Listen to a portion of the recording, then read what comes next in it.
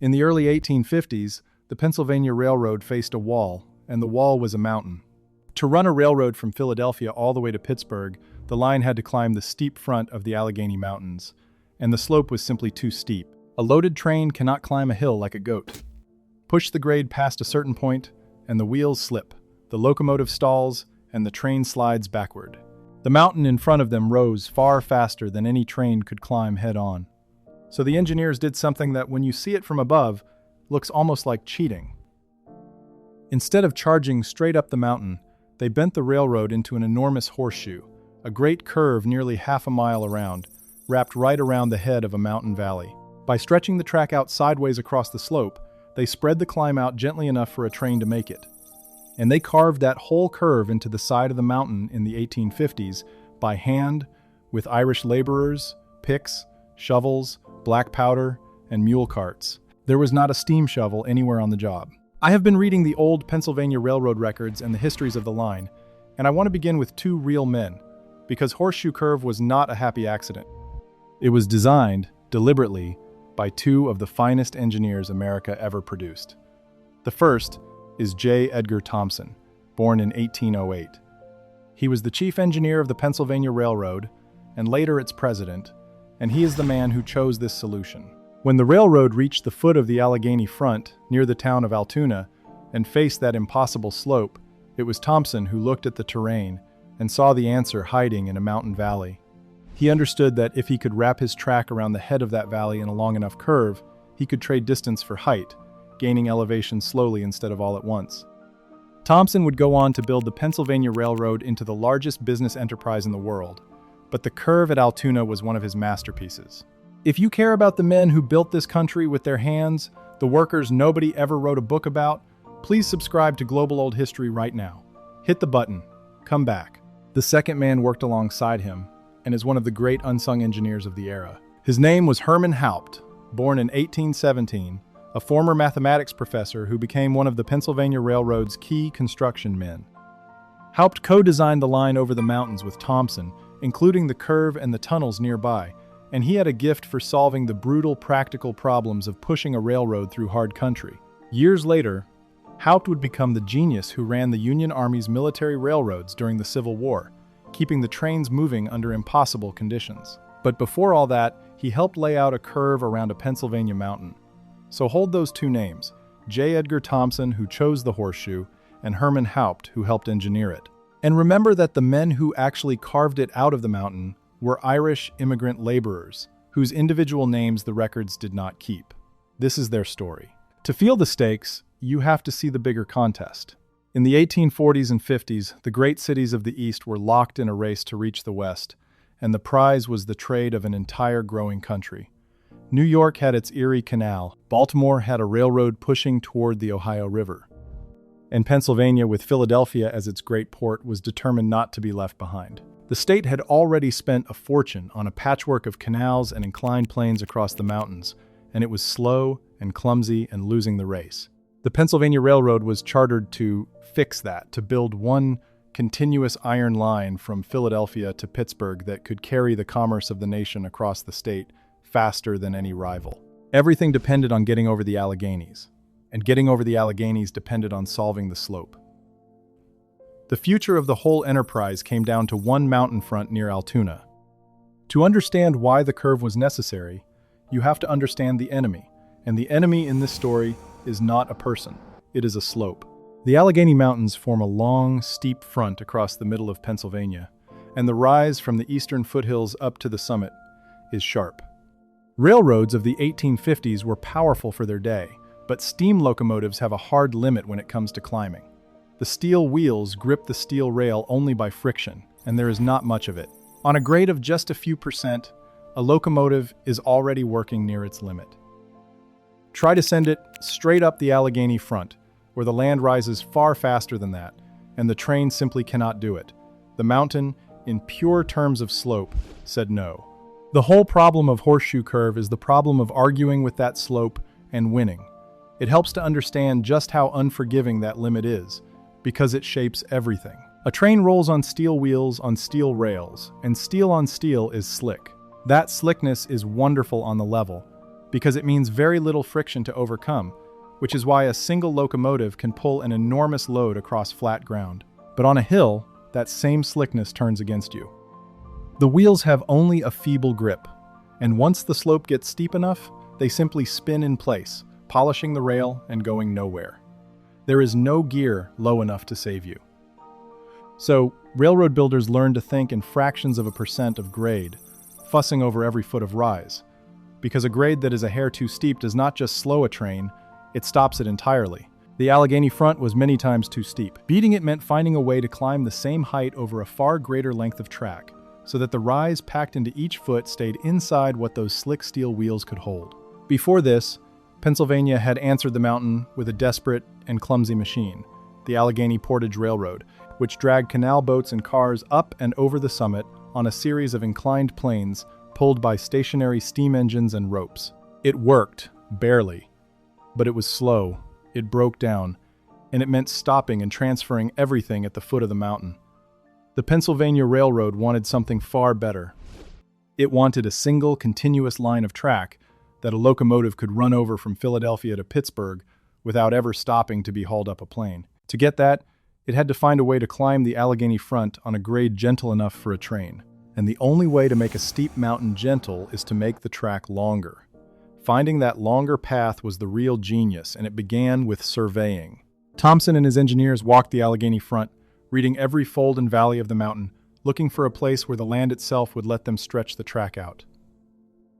What they found near Altoona was a deep ravine where two mountain streams had cut back into the slope, leaving a kind of natural amphitheater in the mountainside.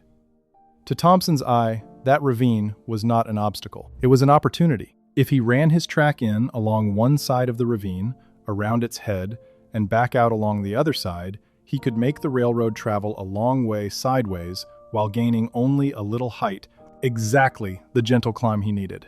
The mountain had, in effect, offered him a ramp, if he was clever enough to use it. He was. What he had found, in plain terms, was a way to cheat the mountain without breaking a single law of physics. The slope of the land itself would not change, but the slope the train experienced could, simply by making the train travel much farther to climb the same height. It is one of those ideas that seems obvious the moment you understand it, and was anything but obvious before someone thought of it. The hard part now was no longer the idea. It was turning a line drawn on a survey map into a shelf of solid roadbed cut around the face of a living mountain, holding a gentle and exact grade the whole way around.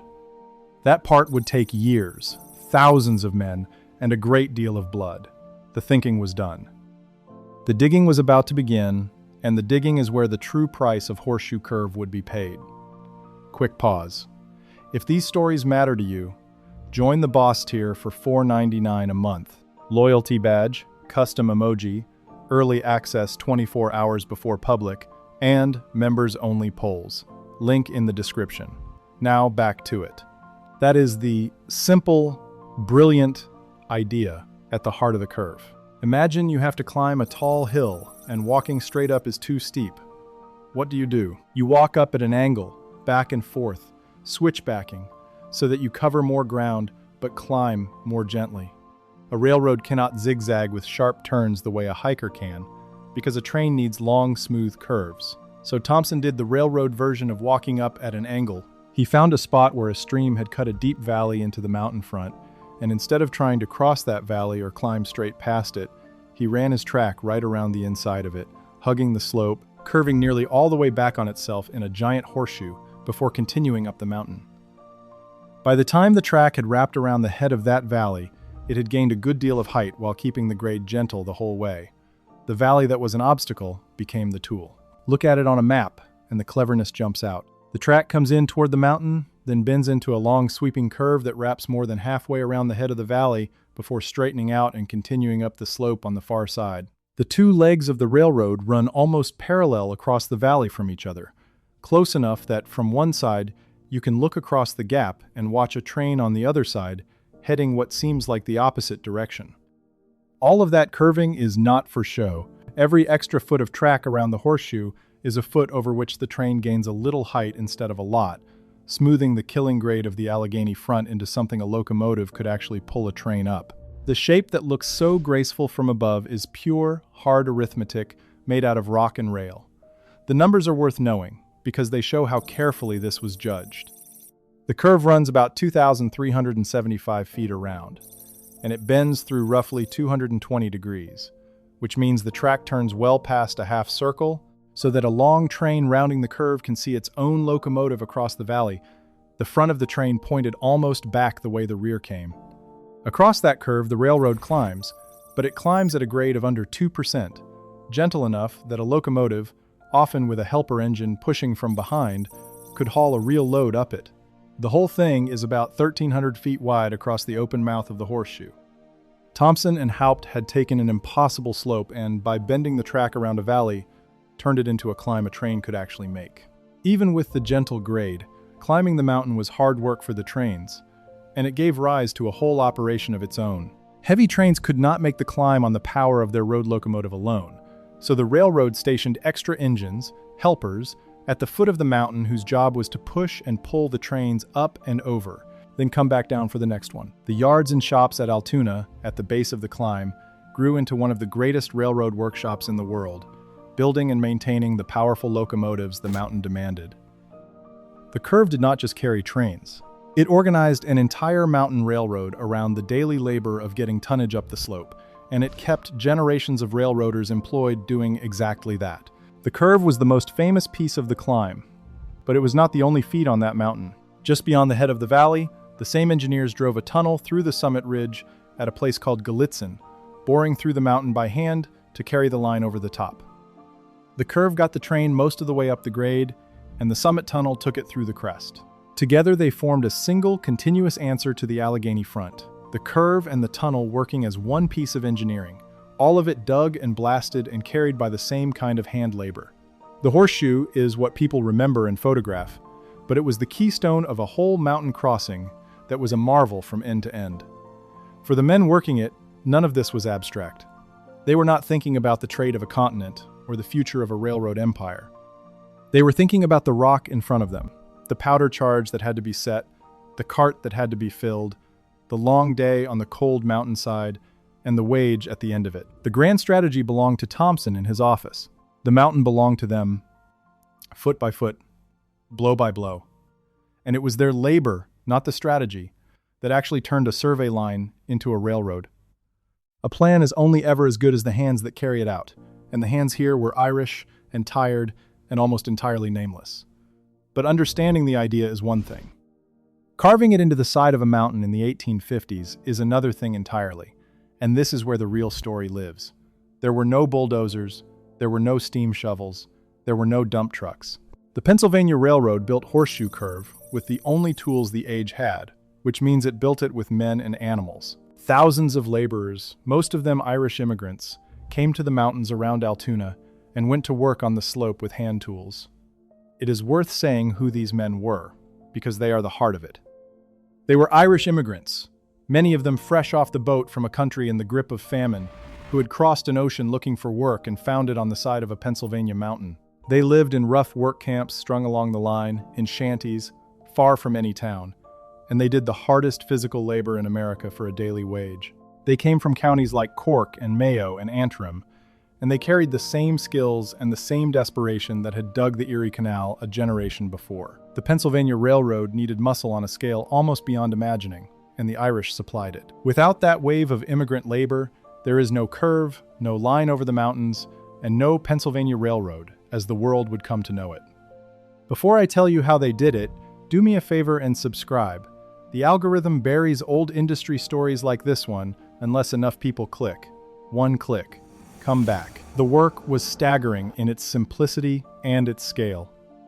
To lay a railroad around the side of a mountain, you cannot just set track on the slope. You have to cut a level shelf into the hillside for the track to sit on, slicing into the uphill side and carrying that material over to build up the downhill side. So the men attacked the mountain with picks and shovels and black powder, breaking the rock and digging out the earth a few feet at a time, all the way around the great curve. Where they hit solid rock, they drilled holes by hand and packed them with black powder to blast it loose, then cleared the broken stone away by hand and by cart. It was slow, dangerous, exhausting labor, performed in all weather on a steep mountainside for a daily wage, and it was dangerous in 100 ordinary ways. Black powder is unpredictable, and a charge that went off early, or a fall of rock loosened by a blast, could kill or maim a man in an instant. Men worked on steep, loose ground where a slip could send them tumbling down the slope. They handled heavy stone and timber with their hands and with simple tackle. They labored through the freezing mountain winters and the wet springs, when the cut turned to mud and the footing gave way beneath them. There were no safety rules worth the name, no compensation if you were hurt, no pension if you were killed. A laborer who was injured was simply replaced by the next man off the boat. The curve was carved at a real human cost that the records barely hint at, paid by men who are now almost entirely anonymous. And the material they cut out of the uphill side did not go to waste, because it was needed for the hardest part of all, filling the ravine. At the head of the valley, where the Horseshoe bends around, there were deep gaps, ravines cut by the mountain streams that the track had to cross.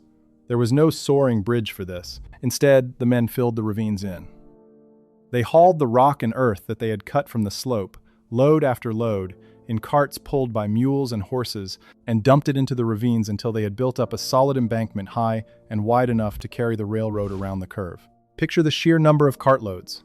A deep mountain ravine, filled by hand, one mule-drawn cart of broken rock at a time, until the gap became ground. That fill is as much a part of Horseshoe Curve as the cut is. Half the curve is mountain that was taken away, and half is valley that was filled in, and every bit of it moved by muscle. Stand back and take in the arithmetic of that fill. To build up an embankment high and wide enough to carry a railroad across the head of a mountain valley, you need a colossal volume of material, and every cubic yard of it came out of the mountainside on the uphill leg of the curve and was carried over to the ravine by cart. Mule teams and horse teams hauled the broken rock and earth all day, every day, for months on end, building the gap up layer by layer. There is no clever machine in this part of the story, no shortcut. There is only the patient, grinding repetition of men loading carts, animals dragging them, and the slow rise of an embankment out of a ravine. When you ride around Horseshoe Curve, half of what you are riding on is mountain that was carried into a valley, one cartload at a time. It took years. The work ran through the early 1850s, and on the 15th of February, 1854, Horseshoe Curve opened, and the Pennsylvania Railroad had its continuous line over the mountains. The whole curve had cost something like $2.5 million, an enormous sum for the time, and it had been paid for in money and in the brutal labor of the men who carved it. But the result was worth every cent and every blister. A train could now run from Philadelphia to Pittsburgh in around 15 hours, climbing the Allegheny front smoothly on Thompson's Great Curve, with no inclined planes, no transfers, no canal boats hauled up on ropes. The mountain had been beaten, not by overpowering it, but by outsmarting it. The change it made was immediate and enormous. Almost overnight, the slow, broken journey across Pennsylvania became a single, smooth ride. Where the old portage system had meant stopping at the mountain, transferring everything, and crawling up the inclined planes, now a train simply rolled through, climbed the curve, and carried on. Travel time between Philadelphia and Pittsburgh collapsed to a matter of hours. Freight that had been expensive and slow to move across the state now flowed cheaply and quickly. The Pennsylvania Railroad, with its mountain conquered, began its rise toward becoming the largest and most powerful corporation in the country. And the curve at Altoona was the place where that whole future had been won. I want to dwell for a moment on how elegant the solution really is, because it is easy to miss. Thompson did not move the mountain. He did not blast a path straight through it or pile up some impossible structure. He simply read the shape of the land, found a valley in the right place, and used the extra distance around that valley to soften the climb. It is engineering as a kind of conversation with the terrain, working with the mountain's own shape instead of fighting it head-on. The curve looks, from above, almost inevitable, as if the railroad had always been meant to bend there. That sense of inevitability is the mark of a solution that is exactly right, but it was not inevitable. Someone had to see it, and then thousands of men had to carve it into being by hand. One quick note: I turned the full story of Horseshoe Curve and the line over the mountains into a book. Everything the records gave me. If you want it, the link is in the description. Once it was open, Horseshoe Curve became one of the most important pieces of railroad in the entire country, and it stayed that way for generations. The Pennsylvania Railroad grew into a giant on the strength of its line over the mountains, and the curve at Altoona was the keystone of that line, the place where the whole route conquered the Allegheny front. Everything that moved between the eastern seaboard and the interior of the country, the freight, the coal, the steel, the passengers, the mail, climbed the mountain on the curve those Irish laborers had carved. The town of Altoona itself grew up at the foot of the mountain as a great railroad workshop, building and repairing the locomotives that hauled the trains up and over. An entire city existed because of the line that the curve made possible. For the better part of a century, this line was one of the great arteries of the United States. The coal of Pennsylvania, the steel of Pittsburgh, the goods of the eastern factories, the grain coming back from the west, the soldiers and the mail and the millions of ordinary passengers, all of it crossed the Allegheny front on the curve. At its peak, the line carried a staggering volume of traffic, trains following one another up and over the mountain around the clock. It is hard to overstate how much of the industrial might of the country, especially in the Great War years, rolled up that gentle grade the Irish had carved. The curve was not a quaint piece of old engineering, it was a load-bearing wall of the American economy. The curve was so important, in fact, that it became a target in war.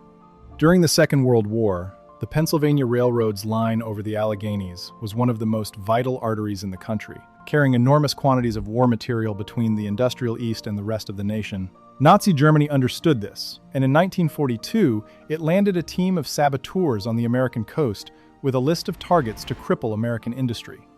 Horseshoe Curve was on that list. The idea was that if you could break the line at the curve, you could choke a major flow of American war production. The saboteurs were caught before they could strike, but the fact that a foreign enemy half a world away had identified a curve carved into a Pennsylvania mountain in the 1850s as a war-winning target tells you exactly how important the work of those laborers had become. There is something almost unbelievable about that, when you sit with it. A team of enemy agents, landed from a submarine in the middle of the 20th century, studied a map of American weak points and put their finger on a curve that a crew of Irish immigrants had scratched into a mountainside with picks and black powder 90 years earlier. The men who carved it could never have imagined that their work would one day be reckoned, worth defending against saboteurs in a global war. But that is what happens when you build the thing the whole country has to pass through. You build it once, by hand, and generations later it is still the throat of a continent, still carrying the weight of a nation across a mountain, and it carries it still. Long after Thompson and Haupt were gone, long after the last of the Irish laborers was buried, the trains kept climbing the curve those men had carved, and they climb it to this day. Few of the people who built America's great works ever got to see their labor outlast a century. These men did not see it either, but the curve did, and it is still doing the work they shaped it to do. And here is the part that still amazes me. Unlike the wooden trestles and the snow sheds and so many of the other things I have talked about, Horseshoe Curve was never made obsolete and torn down. Because it was carved out of the mountain itself, out of rock and earth and fill, it is permanent in a way that a wooden structure can never be. The cut is still a cut. The fill is still fill. The shape that Thompson found and his laborers carved is exactly the shape the railroad still follows around that valley today, almost 170 years later. They did not build something on the mountain, they reshaped the mountain, and a reshaped mountain stays reshaped. That permanence is part of what moves me about it. So many of the great works I talk about were temporary by their very nature. Wood that burned, trestles that rotted, machines that were scrapped. Horseshoe Curve is different. By carving the railroad into the living mountain, Thompson and his laborers made something that simply became part of the landform, as durable as the Allegheny front itself. The trains that cross it now are utterly different from the ones that first climbed it, but the road they climb is the same road, the same cut, the same fill, the same patient shape wrapped around the same valley. It is one of the rare cases where the hand-built work of the 1850s is not a ruin or a memory, but a living, working thing, still doing exactly the job it was carved to do. I keep coming back to the men with the picks. We can name Thompson, the engineer who saw the answer in the valley. We can name Haupt, who helped lay it out and went on to greater fame. But the curve was not carved by an idea. It was carved by thousands of Irish immigrant laborers, swinging picks and drilling powder holes and driving mule carts of broken rock into a ravine. For years, on a steep mountainside, for a daily wage, far from the homes they had crossed an ocean to leave. The records kept the engineers. They did not keep the men. We do not know the name of a single one of the laborers who actually carved Horseshoe Curve, and there were thousands of them. They left no signatures except the curve itself. Here is the thought I will leave you with, and you can tell me in the comments whether you think I have it right. We love to celebrate engineering that overpowers nature, the dam that stops a river, the tunnel that bores straight through a mountain. Horseshoe Curve is the opposite kind of triumph, and I think it is the wiser kind. Thompson did not try to overpower the Allegheny front. He listened to it, found the one place where the land would let him climb, and bent his railroad to fit. The Irish laborers then made that idea real with the most basic tools imaginable. The result was so right that it has never needed replacing, never been improved upon in its essential shape, and a foreign army once thought breaking it could change the course of a world war. Not bad for a curve carved into a mountain by hand, by men whose names we will never know, more than a century and a half ago. One more thing. If you want to be part of the inner circle on this channel, join Final Boss for $9.99 a month. Public shout-out in upcoming videos, members-only investigations, plus everything from Boss tier. Link in description. See you in the next one.